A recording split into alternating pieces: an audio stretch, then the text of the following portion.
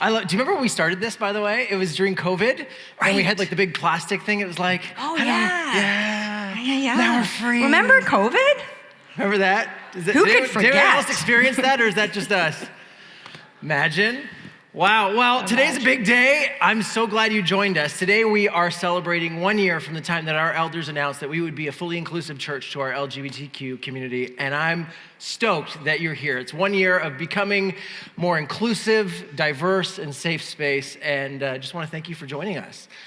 For some, today is going to be kind of a good refresher on the journey. Some, this will fill in details as to how we got here, or maybe questions that you've had all along, or things you've wondered about. And for some, this will be completely new information.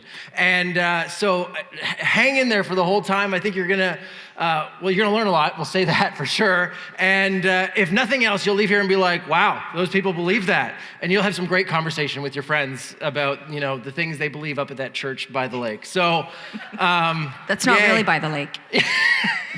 Close, across the street. There you go. So that's the journey we're going on today. So quick menu. First of all, I just hope that today what it reminds us is not that we're this uniform community, but actually that the thing that unites us is that we're a community living in response to the reckless love of Jesus and figuring out the rest. And you'll see how that plays out. As we're going to kind of look back on the journey, we're going to take time to explain the decision we made a year ago, what exactly that decision was versus what people think it was, because I meet people all the time in and outside our church who have very different ideas of what our decision was. So that's really exciting. Yep. And then after that, we're just going to take some time to commemorate that decision by reflecting on and hearing your stories, the stories that you sent to us on the survey, the stories that we've heard and you've given us permission to share, stories of loss and pain, because there were losses, weren't there? Like we carry with us personal and collective pain and hurt. And then stories of hope and inspiration. And we're actually gonna hold both of these. We're gonna honor both of those realities. And in a way, today stands as a kind of a memorial. For some of you, you may know that in the Old Testament, thousands of years ago, people would often set up a memorial to commemorate God's faithfulness to them or God's rescue at the end of a journey. Usually they would just take stones, ordinary stones, and stack them up. And one of them was called an Ebenezer, which just means stone of help. And so in a way today, we are going to erect an Ebenezer, metaphorically stack our stones, stack our stories as a reminder of the Spirit's help through this process, and the help that we're going to continue to need as we navigate how it is that we worship together with diverse views, theologically and across the board, honoring each other in the midst of our differing views. And so maybe we should start out with how did we get here in the first place? Yeah. So in 2019, before I got here, in response to questions that were coming in around what's our stand on marriage and sexuality, our elders initiated a committee to examine our beliefs.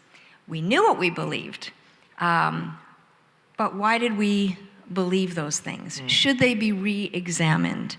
And so when I was being interviewed, I was told about this process, this committee, and I was stoked, like I was so excited because this was a journey that I'd already been on for a number of years, reading and studying, sort of on my own though. I didn't have anyone to process it with. And so the idea of being on a committee of people that were on the same journey of wrestling and praying and studying was just, pretty exciting to me. That makes one of us.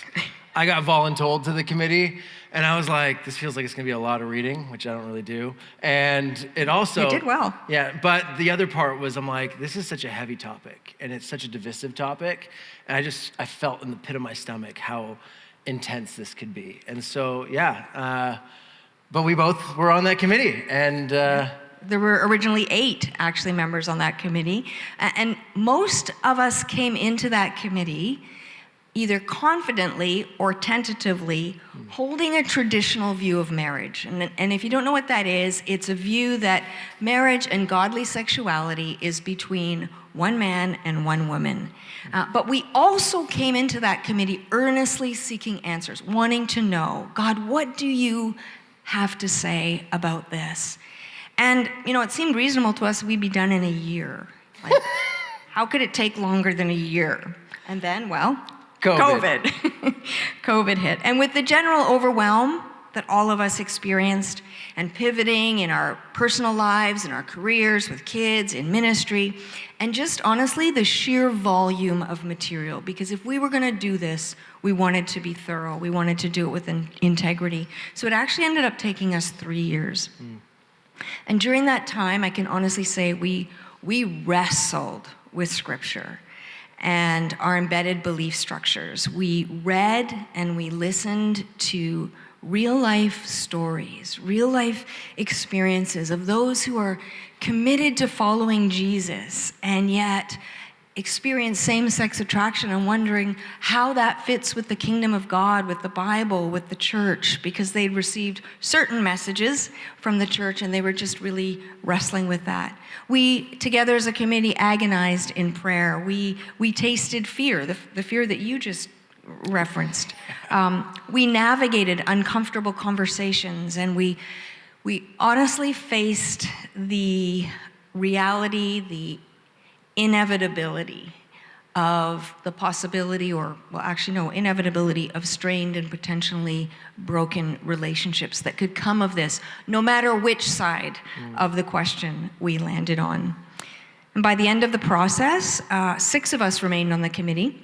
And we had reached a place where we felt that Scripture could not be used to condemn same-sex, loving, monogamous relationships. And so we gathered all of our findings and we distilled them into a paper and we submitted that to the elders and we breathed sigh of relief. But then I sat on the elders board meeting, so I can pick up the story here since I sit on the board as well.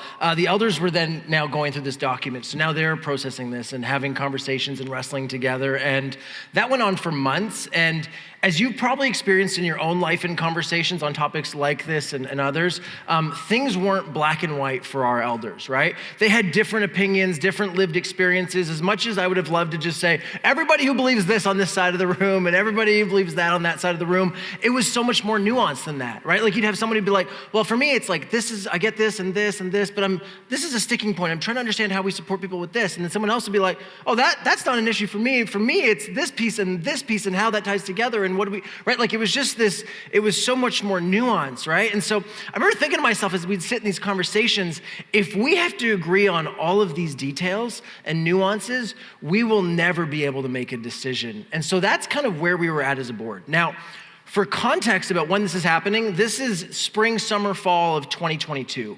And so as we're having these conversations on the board, we also agreed it'd be good because now our congregation's been kind of in limbo for years, right? This COVID kind of stretched things out. So it's like, it'd be good to start the dialogue and conversations with our church. And so that's where in the fall of 2022, we started the Sexuality Nights. That's where you and I started kind of like this, just sharing and getting people up to speed. And here's our preconceived thoughts and Scripture and all that stuff. So we began unpacking that at the same time.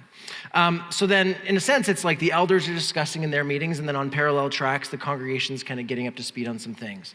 And then something cool happened. Around the same time, our elders were also studying the difference between bounded set spirituality and centered set spirituality. Maybe you've heard those terms before. They're up on the screen. We've talked about this for years. Before I came, Jeff taught about it. I've taught about it. And now Robin, our resident theologian, is going to give you a quick summary of this topic. Okay. In 30 wow, no seconds. pressure. Yeah, okay. no pressure.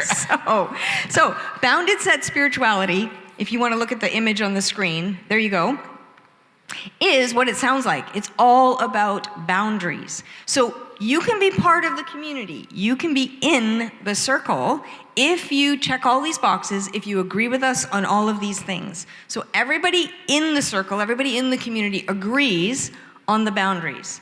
And so you can belong if you agree. You can belong if you toe the line within the boundaries.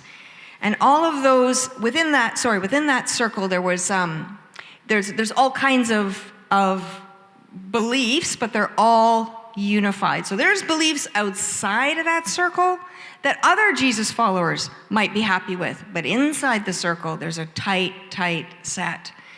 So some of those might be like your views on divorce. Might be outside the circle, inside the circle. Evolution, 6-day creation. Do we baptize babies or do we just baptize adults? And on it goes. We know all of the various issues that Christians have fought and divided over and continue to do that. So that's the bounded set. The centered set is the next slide. So if you'll notice, people are all over the place, but there's those that are heading towards a center. They're heading towards, for us, that center is Jesus. And so we might have different views as we're moving towards Jesus, but the fact that we're all moving towards Jesus is what makes us belong. That's what forms the community. So in an auditorium and online and in a congregation or a group of people, a faith community like ours, as diverse as ours, if we're all moving towards Jesus, we all belong. Yeah. And so we are this community of faith because Jesus is our center. And so that's sort of it in a nutshell, and therefore it's the direction we're headed and not the issues that we agree or disagree on. Because the reality is, I've changed my mind on many issues over the last few decades. Yep. You've maybe on a topic or two. Yeah, and I imagine we'll continue to do that. So that's the context of moving from bounded set spirituality, which many of you probably grew up in, right? You think of the church you grew up in, if you grew up in church, and you're like, yep, we had our rules, we had our things we cared about, other things didn't seem to matter. And so we were, as an elder team, studying this and moving more and more away from bounded set and more towards centered set. So more focus on the direction of people's gaze towards Jesus. And a lot of that was impacted by our week-by-week study of the book of Luke, and Jesus seeming to live that out and always be breaking down religious boundaries and pointing people towards the center. So the one thing we all agreed on as an elders board was that we need to be more centered set. And so the thing that was wild that kind of happened was, it was at a board meeting just before Christmas of 2022, and we just finished our second sexuality night, and one of the elders, who actually held personally at the time a traditional view of marriage. That's, remember, someone who holds a perspective that marriage is designed by God to be between one man and woman. So one translation is, this elder held the view that our church was already organized around. And this elder said, hey, if we're gonna be truly centered set, we shouldn't make agreement on a theological issue a boundary for someone to be part of our community. And some of the other elders pointed out, yeah, there's a whole bunch of other things our people disagree on theologically, a whole bunch of topics where people hold different convictions on, and they're welcome to be here and fully participate and be included in every part of the church. So why would the topic of sexuality and marriage be any different? And so, long story short, by the end of that meeting, the board voted. And they weren't voting to see if everyone agreed on the issues of sexuality and gender. They didn't. The board voted to say agreement and uniformity on this topic of gender and sexuality is no longer our litmus test for involvement in community. That regardless which theological position you took on these issues or how you chose to live them out, you would be welcome and included in every area of Lakeside. And then it was done. And I remember leaving that meeting, because I didn't go into the meeting expecting a vote. Nobody planned it. It wasn't on the agenda. And I kind of left there shell-shocked. I remember I called my wife, I called you. I'm like, Robin, I think we lead an inclusive church now. Just like that. Just like that. It felt like just like that. It did. And so our elders spent the next few weeks kind of leading up to that third sexuality night, preparing a document, kind of laying out the posture that they were taking. And at the end of January, we met with our church right here and we laid that all out. You can actually still go back and watch that video from that night. You can read the elders' paper on it where they just kind of explain it with so many great examples and answer common questions as well. But bottom line, from now on, we would be a place where all conversations and convictions on sexuality and gender would be put into the category of disputable matters. What someone believed on an issue and how they lived out that belief would no longer be a category for division, separation, or exclusion from certain parts of the church. Bottom line, however you identified or who you loved, you would be included in every area of Lakeside. And it also meant that we'd be now willing to perform marriages for people who chose to pursue heterosexual or homosexual relationships. And that night, we also made clear in our announcement and letter that if you had convictions on sexuality and gender that fell into traditional marriage category, that you were free to still hold those. We were not saying that everyone who's going to be part of Lakeside going forward now needs to sign on the dotted line that we all agree with a different perspective on sexuality and gender, but simply that we can agree to disagree. And if you were okay being part of a church where you would regularly bump into people who said, yeah, I think I see that a bit differently, that you would be okay. Unfortunately, that part seemed to have got lost in translation. And I think it's because, it's natural because we live in a society, I think, where we tend to draw lines. And if you're on that side, then I must be on that side. If you agree with that, then I'm on this. You're either blue or you're red, you're black or you're white, you're right or you're wrong. And those are the dualistic categories that you kind of talked about last week. So I can see how that got lost in translation, but that is absolutely not our posture. Yeah, absolutely, absolutely. So ultimately, in a nutshell, that is how we got to the place where we made a decision 1 year ago, where for the first time, if you held a view or lived in a way that didn't fall into the category of traditional marriage, you would not be excluded. You'd be fully welcome to be part of every area of our church and leadership. Now, like I said, a nutshell. If you have more questions or you want to dig in more, we actually have a new page that's going live on our website this morning where you can kind of see and ask questions and understand everything about our posture on these issues. You can also go on YouTube to our Sexuality playlist. That sounds kind of sketch to say that. Our adult channel. Yeah. But it's where we put all the videos together of all those different nights, kind of start what started the conversation, all the conversations. We'll probably throw this in there as well. And then also, as we always say, our pastors are always up for coffee, so grab a coffee with us. We would love, love, love to chat with you. But that's how we got there. Now, that decision had serious impact on people's lives. And not all of it was positive. A lot of pain and hurt has surfaced because of it. And to simply celebrate today would be disingenuous. So we wanted to take a few minutes and actually lament the pain and the costs of this last year. And so Robin, you're gonna start us off. Yeah. First, to our LGBTQ community. While we felt such relief for Lakesiders who had left because they're part of that LGBTQ community, and we've connected with some, but we've heard your heart. We've heard you say things like, I'm so happy that you made that decision, but I'm also not sure if I can find myself back into a church, at least not yet. And the pain is still raw. It's still right there at the surface, and it feels unsafe for me to come back. And I get that. If you've been wounded by church in any way, at any time, you get that too. And so that's a huge lament for us. We continue to lament that, and while we truly believe that the decision and the posture does and will continue to lead us into less harm and more healing in the future, we grieve that deep pain that many suffered because of the boundaries that we had previously held. And we've spoken to many of you. We know that you lament this with us. You have kids, grandkids, friends, neighbors, siblings, parents even, who may never walk back into a church, may never explore a relationship with Jesus, or who have walked away from church and walked away from faith because of the posture of the church and the hurt that they have incurred. For some of you, it was a posture of exclusion. For others, it was name-calling. Still others, it was hypocrisy.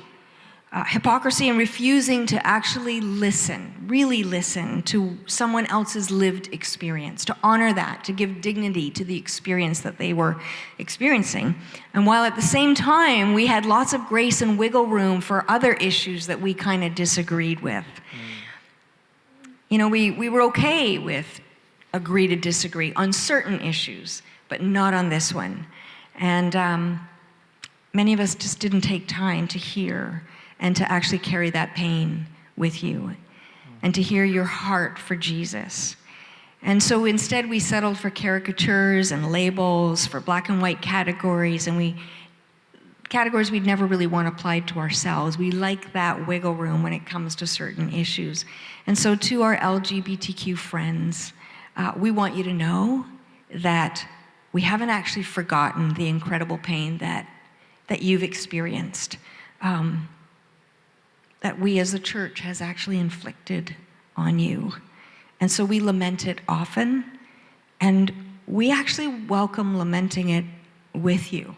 I think there's a power in sitting in other people's pain and holding it. And so we hope it makes us a better church going forward, hopefully learning from our mistakes in history and leaning into what love requires of us, regardless of how uncomfortable that might be. And secondly, we also lament kind of the incredible impact this had on our community. It's no secret that this decision led to many people who called Lakeside home choosing to leave. The number of survey results that you shared with us that spoke of the deep pain of having lost friends who disagreed with this decision was a lot. I know this decision, and I'm not being dramatic when I say this, has significantly altered so many lives for those that stayed and for those that left. And if we could, we'd love to share a few stories. Some are direct quotes and some are summarized of people lamenting the pain of the lost community and the impact of this decision. And I know many of you will resonate with these. So here's from someone who's been here 31 years. It said, on one hand, I'm proud of our church for stepping out where few do and opening ourselves up to the LGBTQ community in a new way. On the other hand, I'm extremely sad about the human cost of this decision in terms of broken relationships and lost people for Lakeside. I personally have had a number of friendships either come to an end, become impaired, or perhaps even drifted into unknown territory on account of this decision. I am unable to view this cost as inevitable or necessary. It seems tragic. Someone else said, watching people leave has been hard.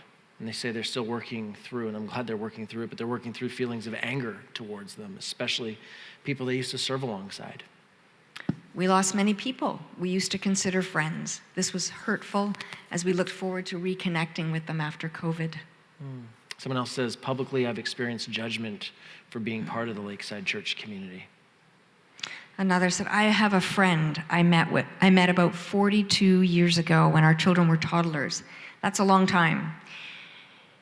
Since recent discussions about Lakeside and our church's acceptance of the LGBTQ community, my friend appears to have severed her relationship with me. At our last meetup, I could sense her rejection and disgust with me. It does hurt and disappoint me that she has rejected my fellowship and no longer holds me in her regard. I am able to see this as a cost of following Christ, and I pray for her. Those are some of the personal stories. But there's also been a cost to Lakeside as a faith community on so many levels. Volunteers, ministries, financially. Yeah, to state the obvious, we took, immediate significant financial hit that impacted day-to-day operations. We put staff on leave. We even had to let staff go. That has impacted us as a church in many ways. For one, our family ministries team has been really hit. Rose lost over 15 dedicated volunteers.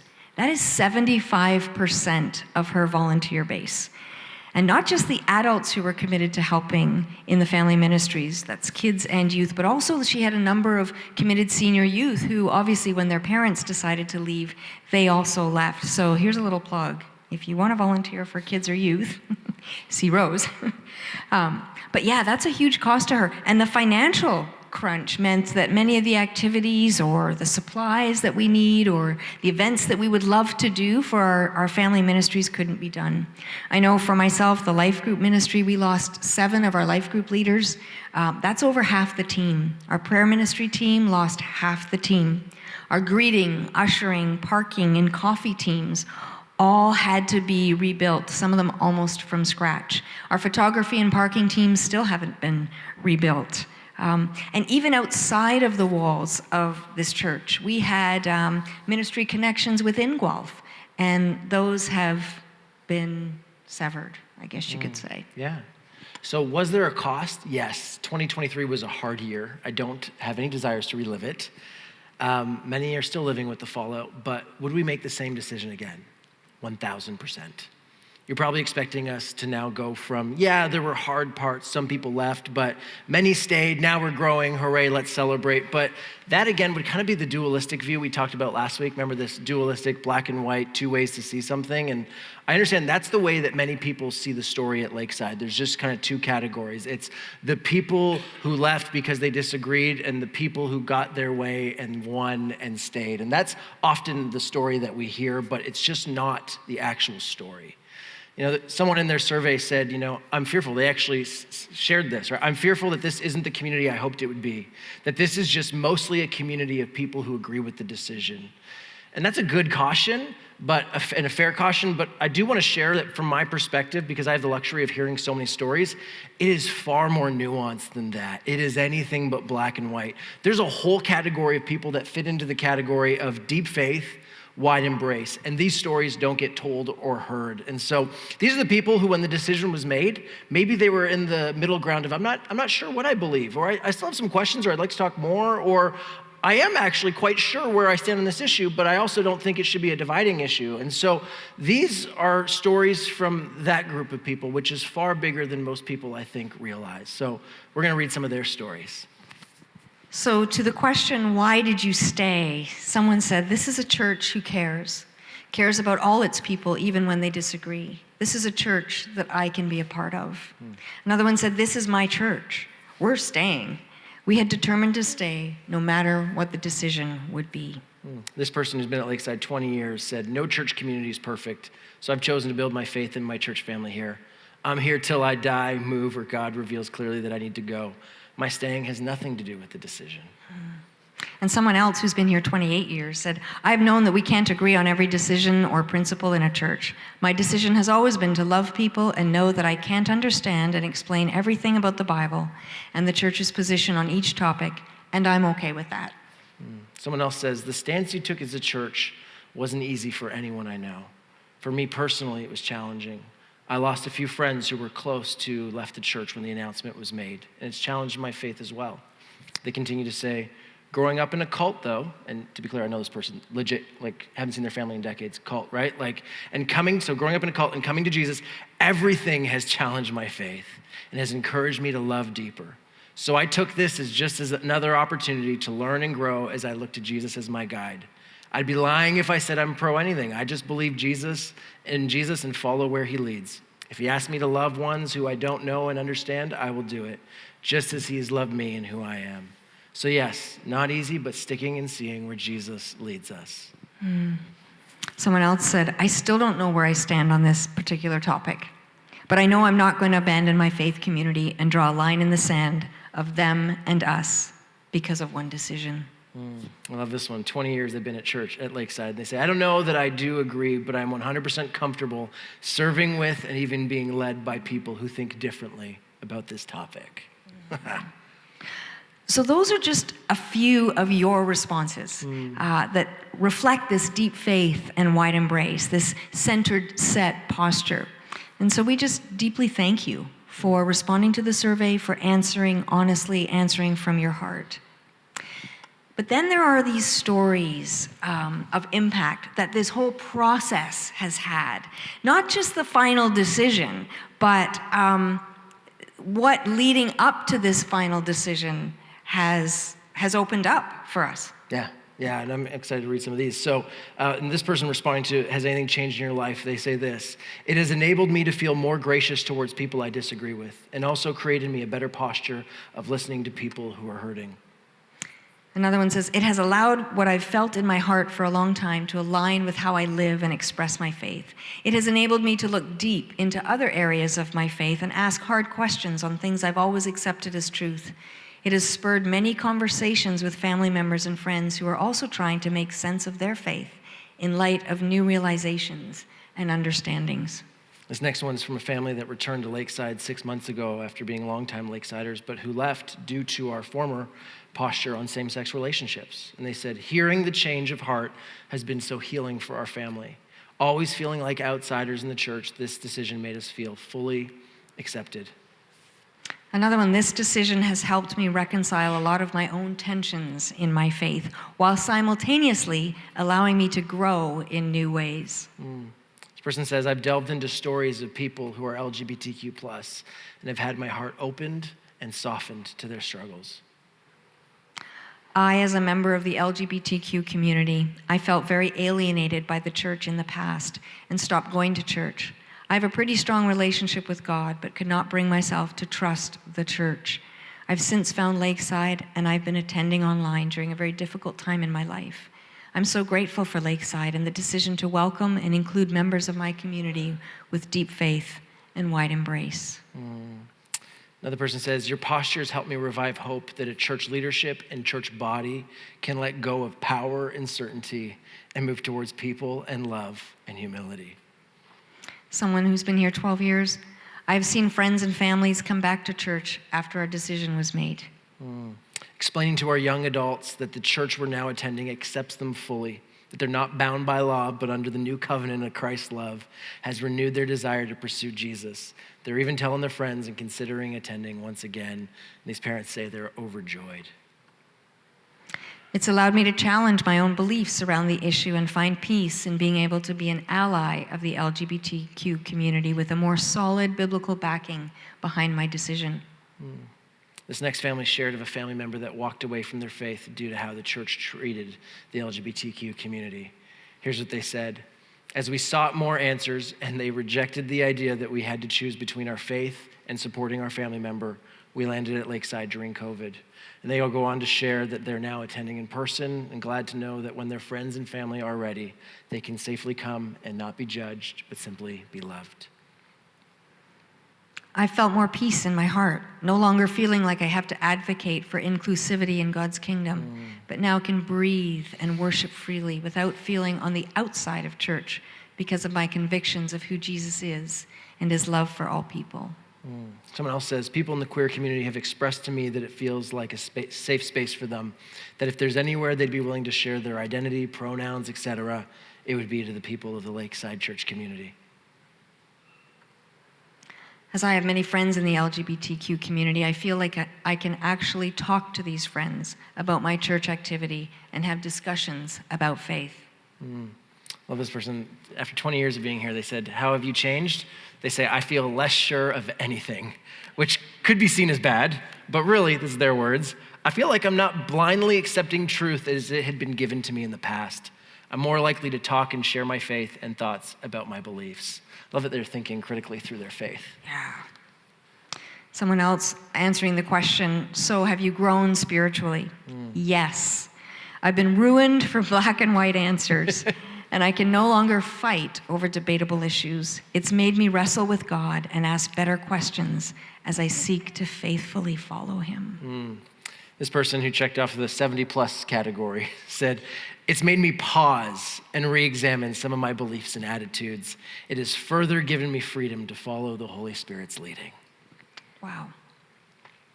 One of the things I've so appreciated about Lakeside, this person writes, has been the openness and permission to explore our individual relationships with Jesus and how we extend that to anyone and everyone made in his image. Far too often, church has felt like an exercise in memorizing the right facts. As a former pastor and as a father, it has been not only refreshing, but a blessing to be able to drive home from church and the conversation be about how we individually responded to what we heard, good or bad, positive or negative, because it's been about the family unpacking and exploring their faith. I can't tell you how many times in the past those conversations felt awkward for me because I had to undo so much legalism in order for my kids to feel safe and to simply understand Jesus and his love for them. This other longtime Lakesider says, my brother was gay, passed away in the early 90s, and my cousin who was also gay needed to walk away from immediate and extended family to self-preserve at about the same time. They dealt with such unkindness and unfair judgment, and it broke my heart. They didn't deserve to be treated that way. I'm so relieved that Lakeside has come to the decision to include and love everyone regardless of who they love. They continue on to say, I was ready to be done with an organization that could judge, point fingers, ostracize, and say this was the right thing to do because it was all right there in the Bible. Praise God, I was reunited with my cousin last year, seeing her for the first time in more than 25 years. My children got to meet her and her partner, and we spent the day together, sharing stories and catching up. My heart was so full. God is so good. I'm a same-sex attracted male who's been at Lakeside for many years. Initially, I was fearful and concerned of the new direction and posture, as church was my safe space. Being a follower of Jesus and knowing that many of my church community would judge or reject me has been a difficult space to live in. Seeking professional therapy and journeying with many safe people who know my story, I feel safe at church, not rejected. I belong here more than I ever have. I'm going deeper in my relationship with Jesus. Wow. And we have heard so many of these stories. Many of them, it's from people who say, this isn't my story to tell, but I want to share this with you. So we can't actually share those stories, but if you could just hear what we hear in coffee shops, in our studies, as we pray with people, countless stories of people who have now made Lakeside their home. And to be honest, I've just been amazed. Yeah. I've just been amazed at what I've heard. Yeah. And before we close, we want to share a few other stories that we call these the surprising consequences or opportunities that we didn't expect. And you probably haven't heard these, but being kind of on the ground floor as staff, we get to see and hear them kind of on your behalf. So we thought we'd take just a few minutes and share them with you. First thing you may not know is, you look around the room and you kind of say, this is our Lakeside community. But what's happened in the last year since this decision is our online community is actually now bigger. Who's attending online through our different platforms is bigger than the actual in the room. And we get their emails all the time. And these are people who are like, I'm not allowed in my church anymore. I got in trouble for asking too many questions. And watching Lakeside has just been such an oasis. It's just so great, this deep faith, wide embrace. Over and over again, we hear their stories literally from all over the world and places we've never heard of. And so that's been neat that when you're supporting Lakeside, you're supporting people who feel like they're in the desert and needing oasis. And that's just, I love getting those emails. I know you do too. We also discovered an organization that's Canadian, that runs coast to coast, because we were starting to feel alienated and somewhat kind of alone in this. And we thought there wasn't that many other churches, and yet we discovered this organization that's networking churches and pastors all across Canada. There's hundreds of pastors, all feeling alienated and alone themselves. So it's been really neat to connect with other churches who have been kicked out of their denominations, pastors who have lost their ordination, and now we sort of have this network that we can connect with. So that's been a neat bonus. Yeah, it's been a lot of fun. Yeah. We've also got the chance to meet with other pastors and boards of churches who are also trying to understand, hey, we're going through this conversation, or, how'd you get your church to agree? I'm like, agree? Nobody agrees on anything. Like, you even pick the people on that side, they don't agree with each other, and those people don't agree. I'm like, agreement is not the goal, friends, because then what happens when they change their mind? I'm like, centered set, right? That's the thing that worked for us. And so it's been such a gift to be able to meet with these church boards and pastors and journey with them as they seek to make the same inclusive decision that we did. So that's been a surprising gift. The other thing is, you might remember 2 years ago for our Christmas campaign, we supported victim services. That's a service that as a government organization, it comes alongside people who are going through, they're victims of violent crime or something super traumatic in their lives, and we raise a lot of money for them. What we didn't know is Liz, the director, has said that now she feels confident that she can refer some of those people who are looking for spiritual care to a place like Lakeside, knowing that no matter what they believe, where they come from, that they won't be judged, that they will have a place where they can belong and be included. Yeah, we've heard that from numerous first responders as well. So that's been really neat. And then lastly, there's just this posture shift. I've been here for years and I've just felt it. I felt it in you. You just drip with grace and curiosity. I just love this community so much. And I've felt this shift in this last year. I've felt this move towards deep faith, wide embrace. Like, gosh, even your emails are just so much more gracious and kind. There's just, even when you disagree, you're like, hey, you said this thing, that felt kind of, can you help me understand? Or maybe we grab a coffee, and I'm not sure I see it that.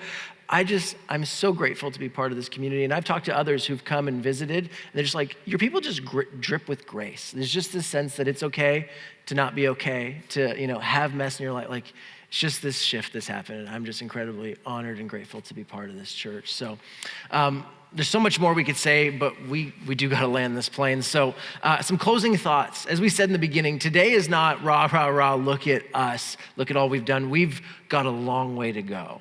Today is about celebrating and marking a significant milestone, taking account, remembering our history, lamenting, grieving, and also being thankful for stories of life change.